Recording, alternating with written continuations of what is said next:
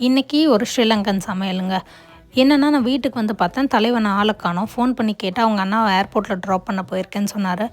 நான் என்ன சமைக்கட்டும், இந்த மாதிரி நான் சேமியா பண்ண போகிறேன் அப்படின்னு சொன்னேன். உடனே இல்லை எனக்கு புட்டு முட்டை பொரியலும் பண்ணேன் அப்படின்னு சொன்னார்.